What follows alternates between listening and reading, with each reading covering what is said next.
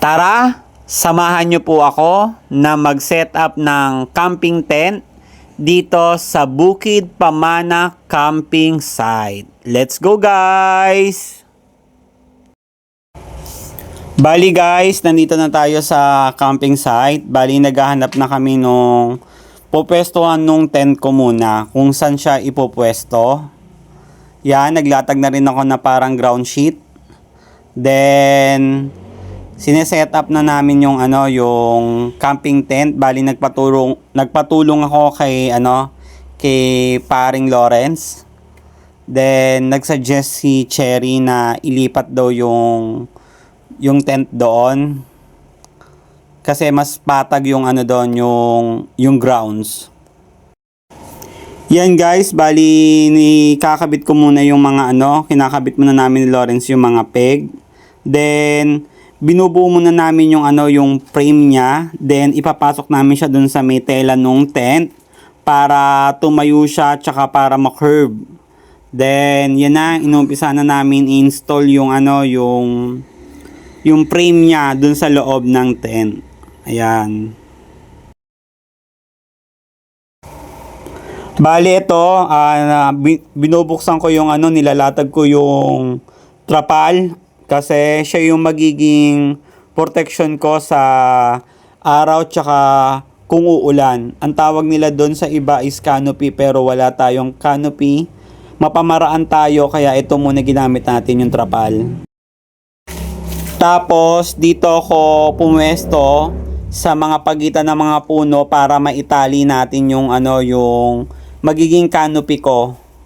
Yan. Bali tinatali ko na siya tapos kailangan batak na batak para if ever na na umulan tapos medyo mataas dun sa may bandang kaliwa tapos pababa sa kanan para pag umulan pababa yung buhos ng ulan. Yan, nakita nyo naman na na maayos na yung pagkakatali ko dun sa canopy ko. Yan guys, bali chine-check ko ulit yung yung pagkakatali, inulit ko kasi kailangan maganda talaga yung magiging flow if ever na umulan, pababa talaga dapat ang tubig kasi kapag naipon sa gitna, babaksak din yung magiging canopy ko. Ayan, ganda ng pagkakatali ko. Ayan, piniflex ko na po sa inyo. Dito naman, bali tinatanggal ko ulit yung pagkakakabit ng peg dun sa may grounds kasi may suggestion si paring Alec na dapat daw ay ipagitna ko naman siya dun sa gitna ng canopy para cover na cover talaga yung tent ko. Yan. Bali dito inayos ko yung ground sheet ko. Yan. Kasi nga inalis ko ulit yung tent. Tapos ibabalik ko na ulit siya pero hindi na ako mahirapan kasi nakakabit naman na siya. Ikakabit ko na lang yung peg dun sa bawat corner niya. Kailangan talaga makapit yung pagkakabit ng peg para if ever na humangin o kaya umulan, hindi siya matitinag. Yan.